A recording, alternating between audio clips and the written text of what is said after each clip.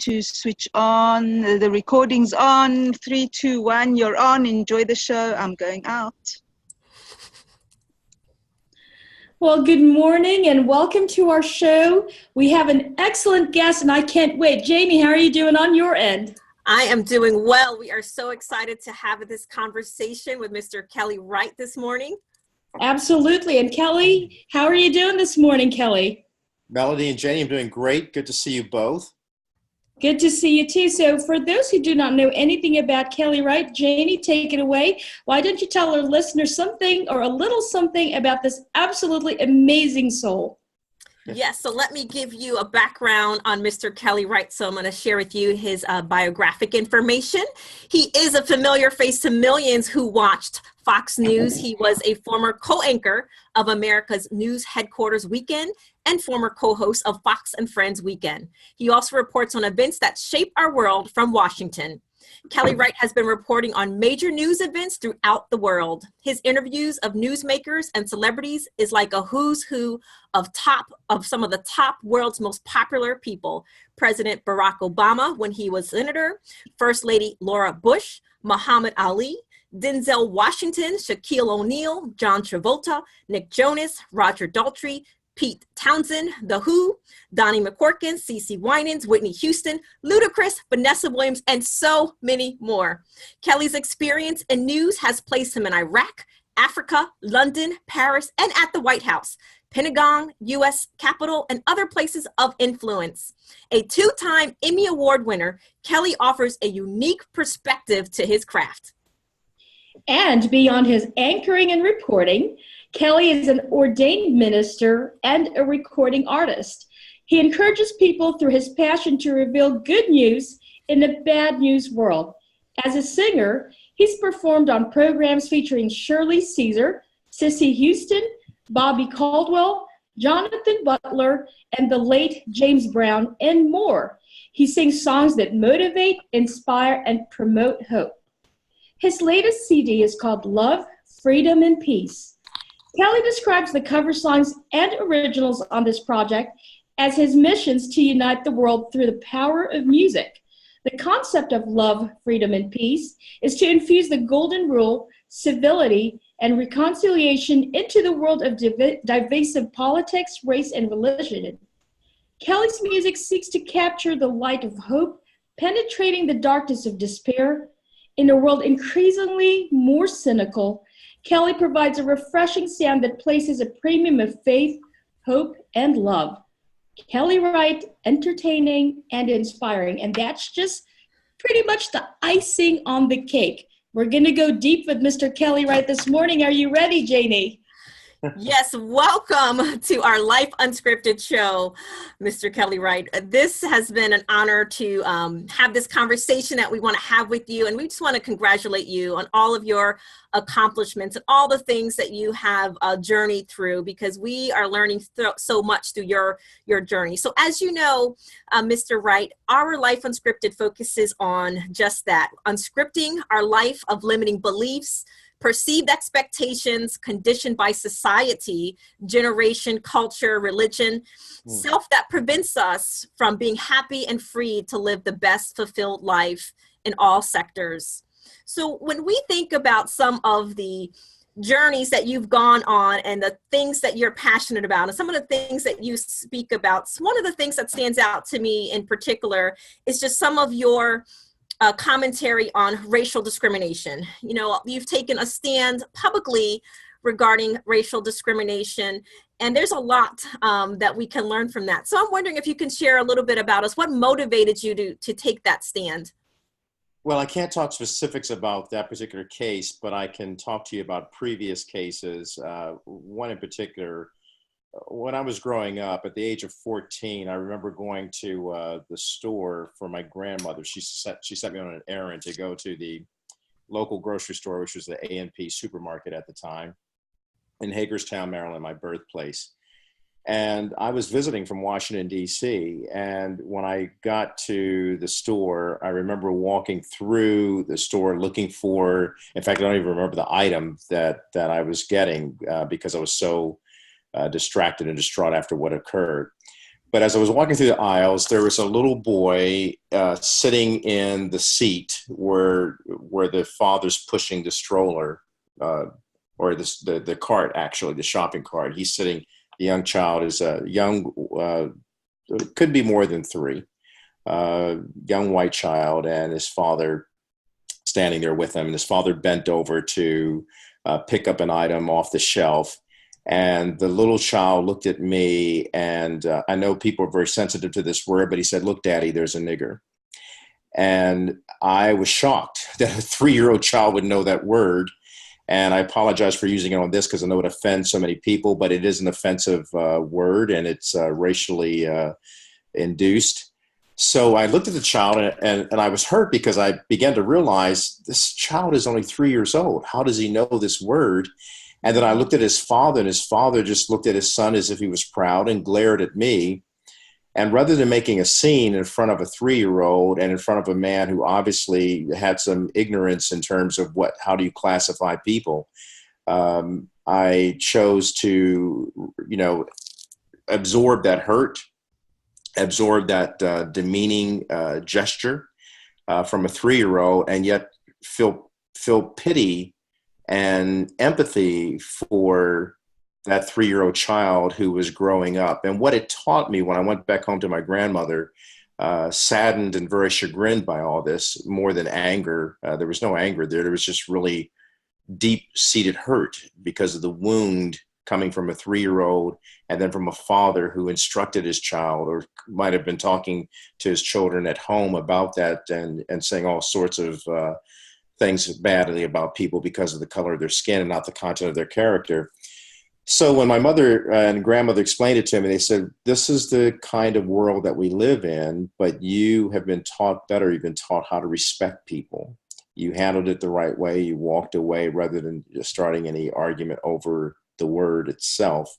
And while it is offensive and while it is injurious to you, understand that you are going to become the kind of man that we are seeking God's favor to help you become.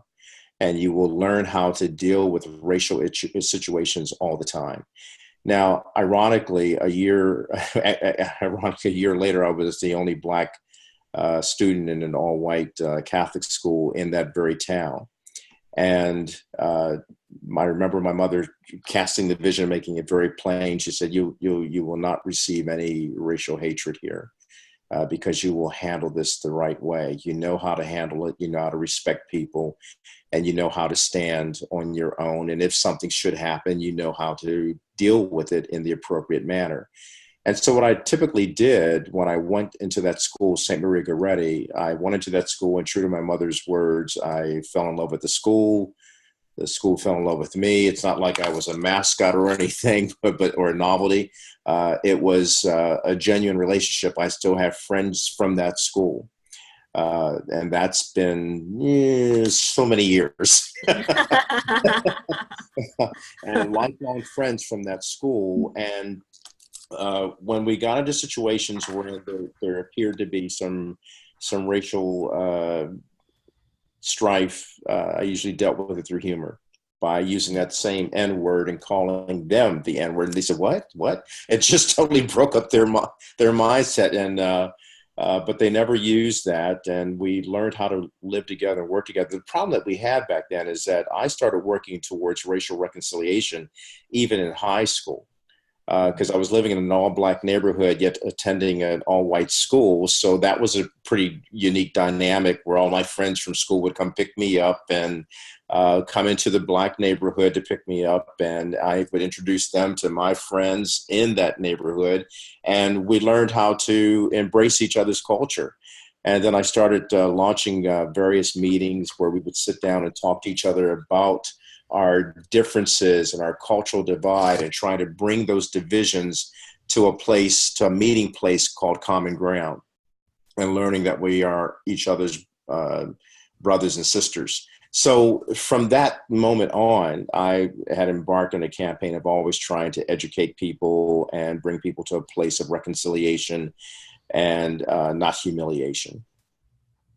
You bring up an excellent point that I want to highlight, because I think until someone walks in that space, I remember being in the 9th grade and first being called a nigger myself. And at that point, having come from a sheltered family and not having discrimination or even some of the perceived cultural perceptions out there until that moment hit me and to what was happening. And then you're awakened and you're enlightened.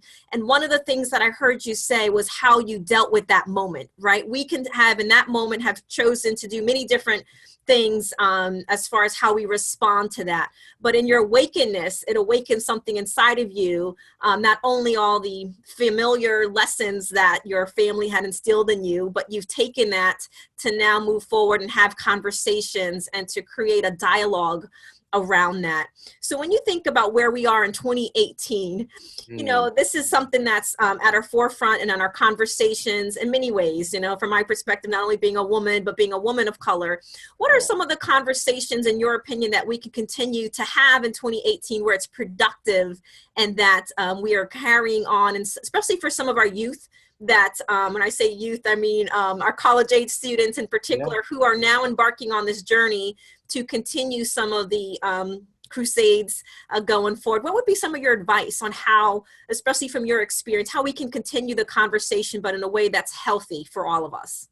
Well, I first believe you have to start with prayer. You have to start with God. You have to start with understanding that, I mean, I have a campaign called Love, Freedom, and Peace, and it's based on my new album. And the reason that we did this was because we wanted to talk to young people and older people, and we felt that music was the way to do it, because words often collide and divide, but music blends and harmonizes and unites. And so, for example, the lyric in the song says, don't let the color of my skin come between you and me, my friend. My thing is love, my thing is freedom, my thing is peace. So right there, that nullifies any argument that someone would try to raise about the color of one's skin. And it helps us talk to each other and bring some healing, because we do have a racial situation in 2018 that really I find appalling. It's institutionalized. We find ourselves in positions of people of color who find themselves in positions of high rank and high salaries and visibility.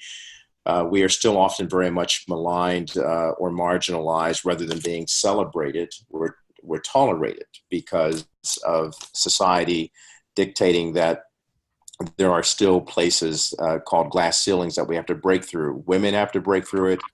People of color have to break through it. Men of color often have a very difficult time when they achieve those positions, because then it's a fine balance that they have to walk on, their heritage. And first of all, I'm a child of God. So my heritage is first with him. And then my heritage is that I'm an American citizen, and I happen to be a Black American citizen. Well, that brings for all of the vestiges of my past. Whether my ancestors came over on a slave ship or somehow, some way immigrated here and then helped build this country that we enjoy today. And all of us have to understand the power of our narratives. All of us have to understand that there's greatness in our narratives. And when we have that greatness, we should also respect each other out of humility, to understand that we must be our brother's keeper, not our brother's killer. And when we're using vile words to describe a group of people, I just saw Black Klansman by Spike Lee, a very powerful movie that I was riveted to it. And it reminded me of so many things that I went through growing up in the 60s and 70s and seeing all the racial unrest and the civil rights struggle. And then I remember crying at the end because it reflected on Charlottesville. I was on air at the time that Charlottesville took place. And I remember talking about that and bringing the news of that day and of that tragic event to the American people and to the world, for that matter, because I was on my former network, Fox News, and was anchoring that time. And I remember talking to a pastor. My daughter-in-law, who's a Lutheran pastor, was able to hook me up with a pastor who was there. And the plan was that they were going there, 1,000 pastors. This is the story that was missed. 1,000 pastors had marched to Charlottesville, not marched, but bused to Charlottesville, so they could talk to the right-wing group about, let's find a better way to express ourselves. Let's find healing. Let's find reconciliation.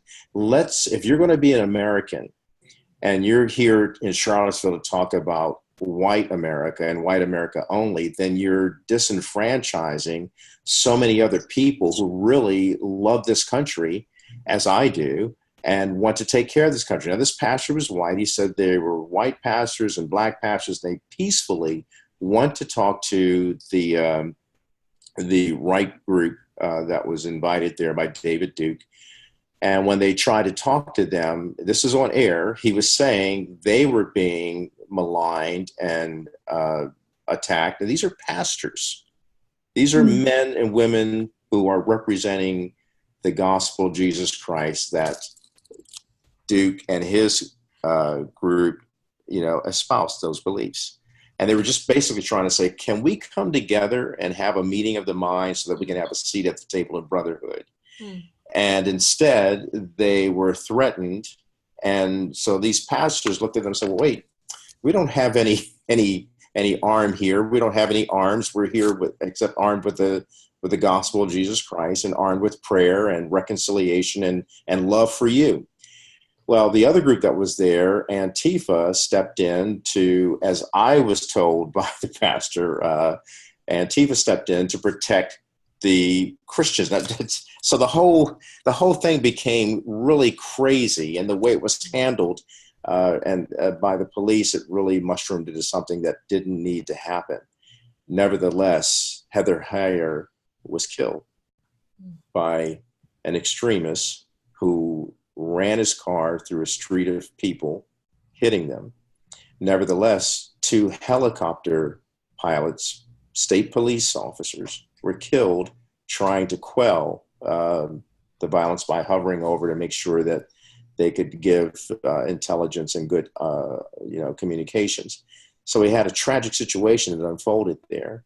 It's the same thing when young men of color are shot by police officers, and it's a sad thing when a white police officer can't walk into a community of color and embrace people there, and yet we see the opposite. At least I do by working with a group called Actively Caring for Policing and Actively Caring for People, and with the Center to Prevent Community Violence. So I see, from my perspective as a journalist, I see the good, the bad, the ugly, and the beautiful. And there's got to be a way that we can come together and accentuate the positives and let go of our negatives. And in the 21st century, in 2018, we have come so far, yet we have fallen so far behind in bridging this racial divide. I think it stems from the fact that we lack the true definition of love, freedom, and peace. And what I mean by that, I don't mean to go on, but what I mean by that, I'm talking about love based on the model given to us by Jesus Christ, who said, love God with all your heart, mind, and strength, and love your neighbor as you love yourself. So that means when I look in the mirror, I have to love myself so that I can love someone else who doesn't necessarily look like me, talk like me, walk like me, act like me, believe like me. I'm not saying that they have to believe in Jesus Christ to get along with Kelly Wright. I'm saying that's how I live. And because of that love I have for him first, and then that love I have for myself, I want to spread that kind of love so that I can have peace with my fellow man, my fellow sister, and even with my enemies. And that's a tough thing, loving and praying for your enemies when you know they're out to kill you, wound you, and hate on you. But haters also motivate. They motivate me and instigate me to love even more and love even harder.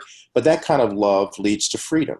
That means I have the freedom to go talk to anyone on any part of the globe, whether I'm in China, if I'm in Iraq, if I'm before an enemy that I know wants to kill me, I still have the freedom to talk to that person. That person might take me out, but they're going to know this man stood for something and didn't fall for anything.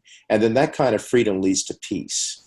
Peace of mind, peace with people, and peace with the world. It's a tough thing. It's a sacrifice. It's a sacrificial kind of love, because you're laying down your own career, as I did, in order to stand up for righteousness, peace, and joy.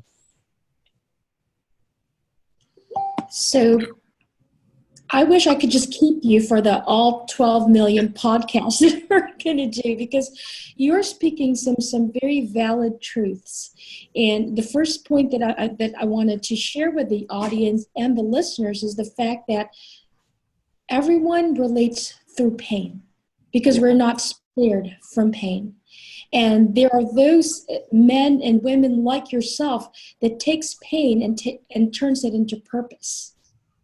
And that in itself is a very hard journey to take, because oftentimes, even in the entrepreneurial world, or when you take this journey forward to stand for what is right, to work on kingdom principles, as you and I had previous conversation, the road becomes lonely.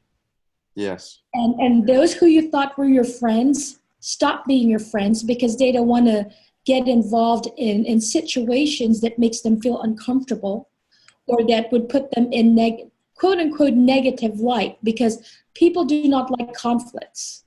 Yeah. So first, I have to applaud you for standing for what is a humanitarian right of equality. Because I, in my own perspective, and I'm Asian, I'm Asian American from Filipino, that I have seen this. Sometimes I'm met with the questions personally that I don't look like what they say, quote unquote, a typical Filipina. I don't know what a typical Filipino is supposed to look, because the country I came from was overtaken by so many different nationalities, from Americans, Japanese, Chinese, Spanish, you name it. So what is a typical Filipino supposed to be? And even in my own ethnicity, I've been asked, am I mixed? Are you white and Asian? And I'm like, you know what? It's whoever took over the Philippines at this point. I'm pretty sure that when I run the DNA, tree, I'm related to so many people from around the world.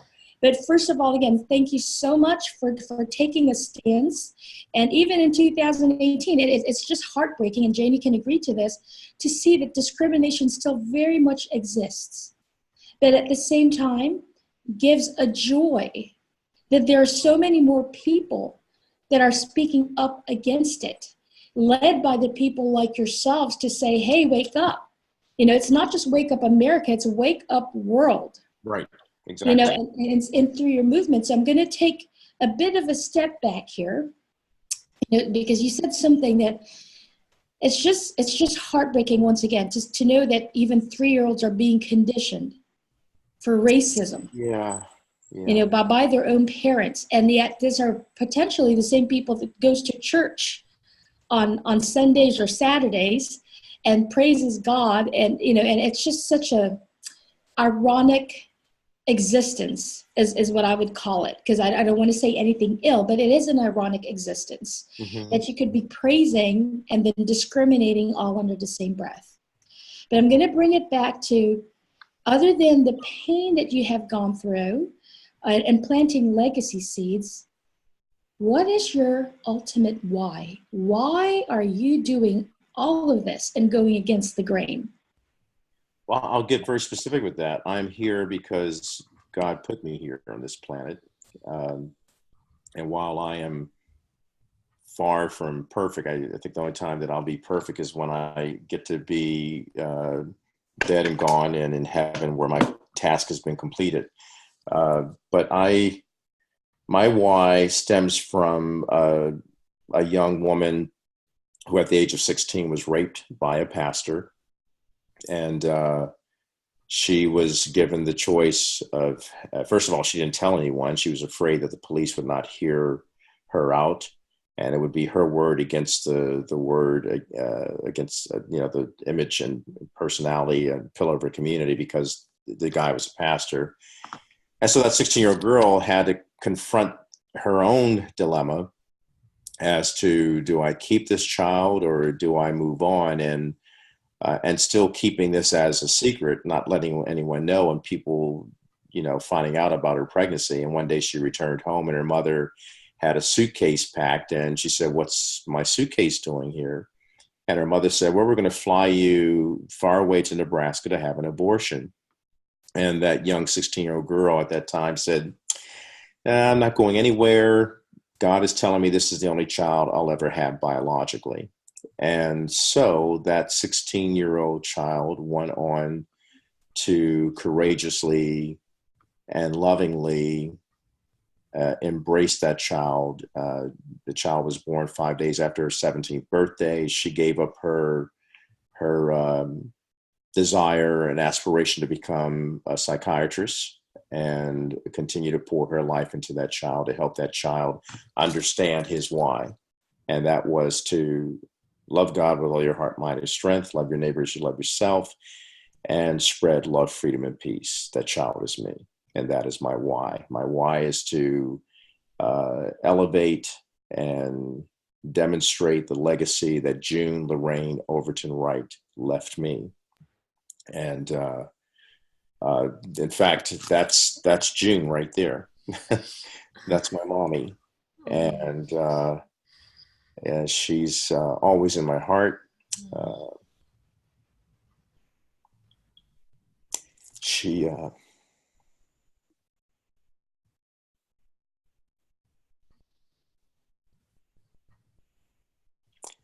She is my why. And wow. The strength of her character and the strength of her love empowers me, and it's manifested in the fight that I recently had on a public level, and people who didn't understand that, who said injurious things and hurtful things, but yet I know who I am and whose I am, and I am a child of God. And I know other children of God who we all get lost. We all fall on the wayside. We all take different paths and we fall apart. And one of the worst things that could happen in the body of Christ and church is political divisions and racial divisions. I often tell people that when we, the people, come together in church, why is Sunday still one of the most segregated hours in America?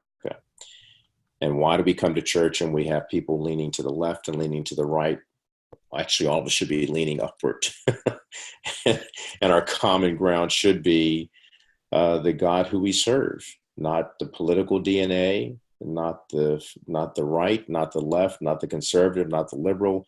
I'm sorry, John 3:16, let's see, for God so loved the world that whosoever would believe in Christ would not perish, but have everlasting life. For he didn't come in to condemn the world, but to bring us and to reconcile us together. So that's my why, to let the world know that we are all one, every race, every tribe.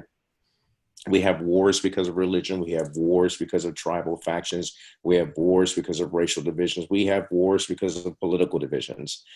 And it's maddening. It's crazy and it's insane how we keep doing the same thing over and over and over again when God has already provided us the answer. And that is to find that love for him and for each other and have that unity, which Christ himself prayed for. Wow,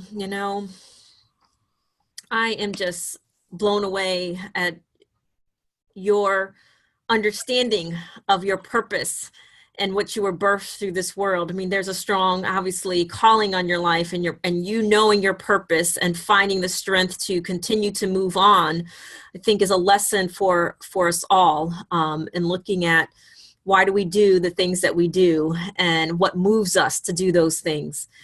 And I heard this quote, that life can be heartbreaking. Through the hurt, keep singing, be a voice of hope. And that's a famous quote by Kelly Wright. And when I read that quote and just hearing your story, it makes sense to me. So I would love for you to share a little bit about just that ongoing project of love and freedom and peace and all the things that you're doing with your music concerts, speaking engagements, and just engaging people in that positive and inspirational dialogue, you know, as a result of just listening to your story and your passion and where you are today in 2018 after all that you've gone through, and you're still smiling and you are still here breathing. And it is such an honor to hear your story and to learn that all that's sitting in front of us is purposed for God's purpose, as I'm looking at the book behind you, Under God. Yeah, it's true. Thanks, Janie. Well, the Love, Freedom, and Peace project came about as a result of all these things I've been through, and it's still building. Lamont McLemore, the founder of the Fifth Dimension, 6-time Grammy winner, called me last year and he said, Kelly, I woke up with this song that God gave me. It's called Ceasefire. And it isn't ceasefire just relating to gun violence. It's ceasefire related to all sorts of violence, war, poverty, human trafficking, opioids, drugs, the whole gamut, and racism and the political divide. So Lamont said, can we do something together on this? And so now we've launched, in fact, we're launching it today. We just shot a little video when I was out in Las Vegas recently, and the video has images of me and images of Lamont with the Fifth Dimension. And we're basically saying, we're issuing the world a challenge: cease fire, cure the violence, stop the madness. Enough is enough. It's time to spread love, freedom, and peace. And so Lamont's vision and my vision is, and it's, I love how God puts things in you that are impossible, because then he makes it possible. But our goal is to virally challenge the world. We would like to see 1 billion people march for peace. And so I've already got an introduction to the UN through Project One, and we're planning to launch something in February or April of 2019 to have a UN summit. But prior to that, we want to build this whole challenge. Lamont and the Fifth Dimension will be challenging groups like the Temptations, Little Anthony and Purists, those old school groups that grew up during the height of the civil rights era, and made some significant changes because of their music. Claudette Robinson, for example, the first lady of Motown, Smokey's first wife, who was one of the original members of the Miracles. So all of these older and yet legendary performers are now trying to challenge the younger performers who sometimes get lost in the glitz and the glam and you know, all of the social media. And I mean, it can be very intoxicating when you're out there and you're performing. So we're all trying to get even the younger artists to start saying, wait a minute, if you have an incredible platform, use it. Use it to spread this campaign of ceasefire, spread love, freedom, and peace. If we can get the hip hop generation in there, the millennials in there, and it's not just for musical artists, because in the context of what we're saying in our video, we're basically saying we want everybody, not just celebrities, but concerned citizens. You know, people who, like yourselves, who moderate and host podcasts, challenge the world to get on board with this whole billion. We had a 1 million man march. I attended that. I covered that. If we can get 1 million people on the mall in Washington, D.C., we can get 1 billion people across the planet to say, enough's enough. Let's stop the madness. Let's cure the violence. Ceasefire, spread love, freedom, and peace. We have to get people to consciously think about that. And my why compels me to do that, because I see the world through the eyes as a journalist. I've reported on so many tragedies. I'm going out to Las Vegas again tomorrow. And every time I go to Las Vegas, I think about Mandalay Bay. I think about that great country concert that was going on where people were celebrating, and then gunfire erupts because a man just loses his mind and goes berserk and decides to kill people. Now, I'm sorry, to me, that was a terrorist attack. They might call it that he was crazy. I can't go back and question law enforcement, but to me, that was an act of terror. He knew exactly what he was doing. He was armed and ready, armed so, I mean, he had more arms than the police had, more firepower.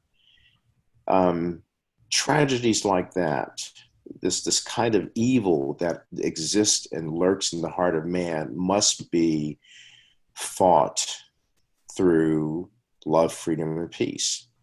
It was Reverend Dr. Martin Luther King Jr. who said, darkness can't drive out darkness, only light can do that. Hate can't drive out hatred, only love can do that.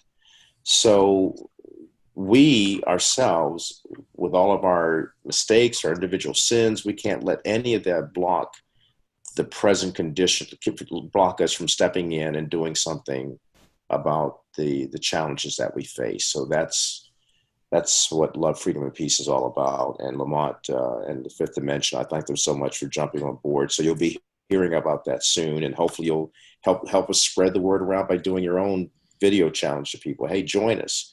Cease fire. Spread love, freedom, and peace. It's a campaign that I think the time is more than come. These are things that men like King and Nelson Mandela embraced. And we have to embrace that too. We have to have courage to do that. We have to have love for ourselves, for God, and for humanity to step out and save ourselves from our own insanity. Oh, well, rest assured, I'm pretty sure I can speak for Janie on this, as she's nodding, is that we are here to support, love, freedom, and peace in any way, shape, or form via podcast. As you had stated, God opens doors. Yes. Tremendous doors. And this is going to message to the millions. The radio airwaves, more than anything, penetrates a lot faster than social media. It does. So I am so honored to have, you speak on this platform, and we are certainly going to bring you back, because the time allotment for this show is not enough to really drive in all the key points of who you are. And I love the legacy that you are planting, because it is not just about touching one life. It is literally changing the generational legacy. I go back to the story that if you were able to infect with love, freedom, and peace that 3-year-old child, yes, on the generations that child will then be seeding moving forward, whether it's in his own lineage or family or community. So when you have this stance that perfectly fits even our life unscripted, right, Janie? Because we are unscripting anything that society has been so programmed to follow without thinking for themselves and breaking the hatred cycle. So I am there's so much. I was emotional when you were talking to us about June. Your mom there, and for the listeners who will be seeing the video, his mom is absolutely breathtaking. She just has that light, and she understood the spoken legacy of the baby that was inside her womb more than before anybody had ever seen. I mean, here you were, as you basically got to interview world leaders and saw historical things unfold. She knew that there was an understanding, because there is a spoken word. There's what we call the God DNA that is put into us before we even come into this world. And you are certainly living your purpose. And I'm just in awe. I'm just in just honor and gratefulness that Janie and I are part of this, and became a part of this, and will continue to be a part of this, because the world does need that change. Yeah, thank you for that. Thank you for that support, Melody and Janie. I mean, it means a lot to me, because I can see that you grasp it, and we've had some private conversations as well. And from the first time the three of us met there in Tampa, Florida, there was always something. There was a God connection there. And I like those kinds of connections, because that when God is up to something, it's always up to something good and great and marvelous. And I just appreciate you and Janie so much for inviting me to be on your podcast, Life Unscripted. And life is unscripted, but we also know that God writes the script. And so from chapter to chapter, the end result is that we end this life victoriously. And that's the beauty of all of this. So while we're talking about some very difficult things that are going on within the human context, God has his own perspective and God has his own plan. It reminds me of a song that I wrote called Take a Look Around. And I talk about all the bad things that are going on, but then I don't leave it there. The final verse basically says, take a look around. I tell you what I see. I see God coming back to save humanity. Take a look around. I tell you what I see. Christ stopping our insanity. So on my knees I pray, oh God, please show us the way. Let our peace abound. It's 11 o'clock. And then let us be able to find common ground through your love and your guidance. Oh Lord, we need you. We don't need it's good that we have a president. We have to pray for the president. It's good that we have members of Congress. It's good that we have all these world leaders. But what we really need is the ultimate leader. That's God. So I respect global leaders. I pray for them like the Bible instructs us to do. But we need to reach out to each other. And we need to look beyond government and look to a greater government that governs us all and liberates us all through love, freedom, and peace. Wow, that is so true. And we need to rise. And as we end in the evening, to call out and say, yes, oh, we do need you. It's very, very simple if we kind of break it down. You know, we have just been so honored and humbled to have this conversation with you, and we'll be looking forward to continuing adding value and supporting your efforts for love and peace. You know, when we think about life unscripted, as you said, we also have a very scripted life if we tune into that. Yeah. When you think about the listeners who are introduced to you or who follow you or who are listening to this podcast, what would be your three main keys that you would want our audience to walk away with today as a result of your presence? Well, I going back to Melody's point about the 3-year-old being taught racial negative words and racial stereotypes, I would say the main thing that I would want people to walk away from is the greatness of a nation begins in the homes of its people. Therefore, my question to you, those of you who are meeting me for the first time who may already know me, if that is true, then what's in your home? Because it can be said that we have more televisions in our homes than we have toilets. And that is a clear indication we have more garbage coming in than we have going out. Mm-hmm. So I would say flush out all the garbage, even the smartphone, the video games. Yeah, I know we have to function with those things today, but get eye to eye, nose to nose, and embrace your children and love them right where they are and tell them how great they are, that there's greatness in them because God's DNA is poured out through you into them. And raise your children and look at your children as being an inheritance, a gift. Don't abandon your child to a smartphone. Don't abandon your child to negative stereotypes of people. Don't abandon your child with malicious wounding of each other. But teach your children and teach them well to number their days and teach them to see that God's word is a light unto their pathway to life. And if you do that as a parent, as June did for me, you will find that you have left a legacy and not a liability. The greatness of a nation begins in the homes of its people. What's in your home?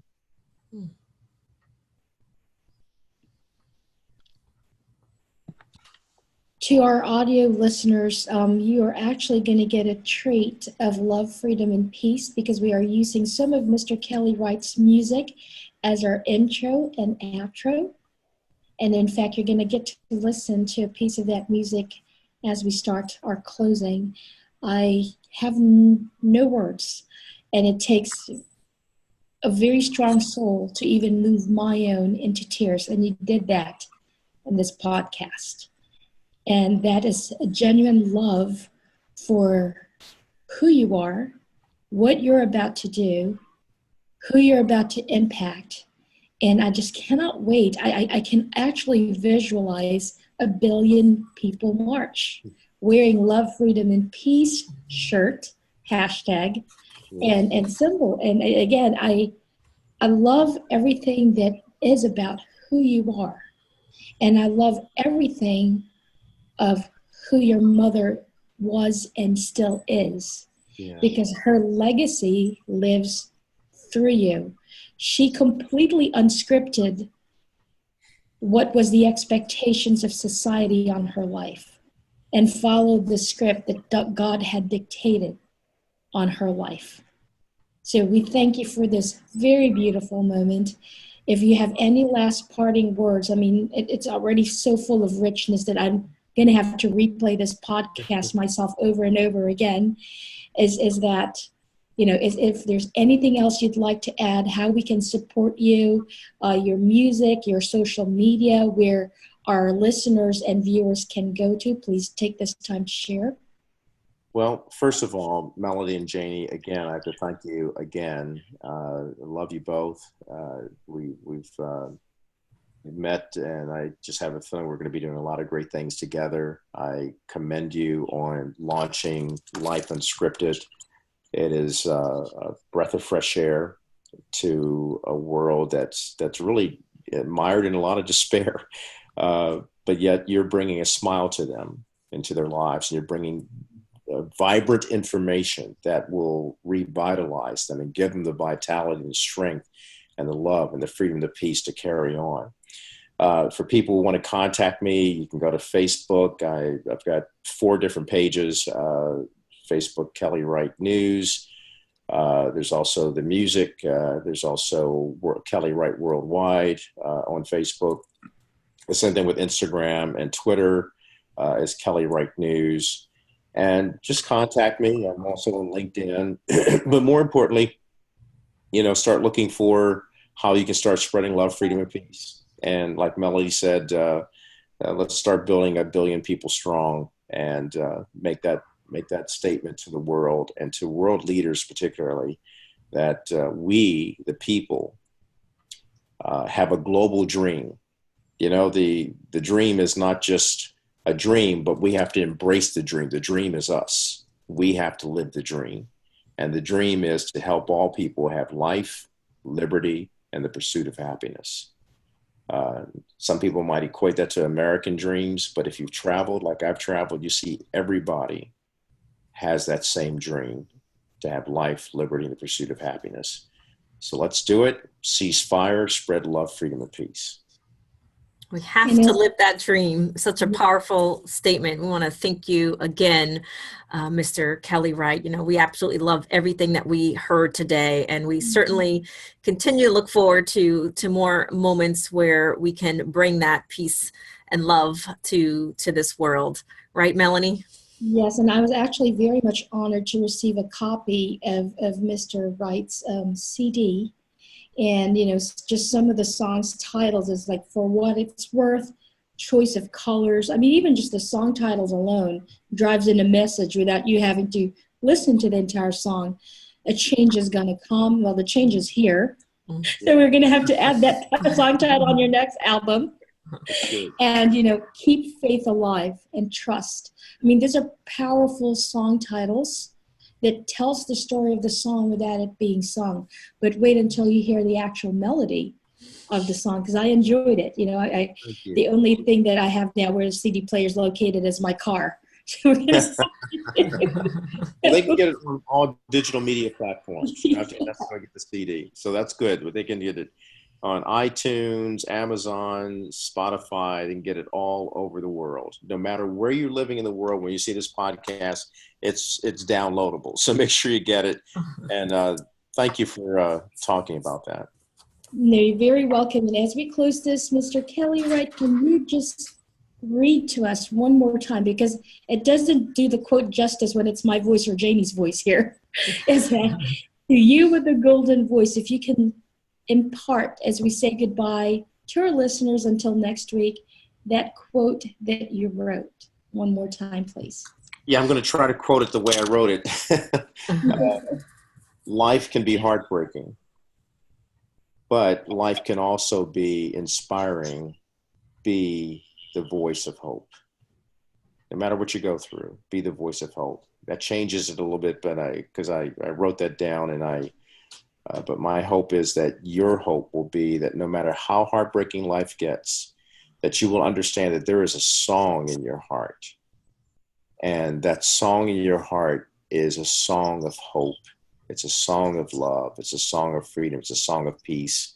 And you know what? It equates to you leaving a legacy and not leaving a liability, because you've spread the greatness to the rest of the world. There is greatness in you. And I'll close it even better than my own quote. I'll close it with this quote: greater is he that is in you than he that is in the world.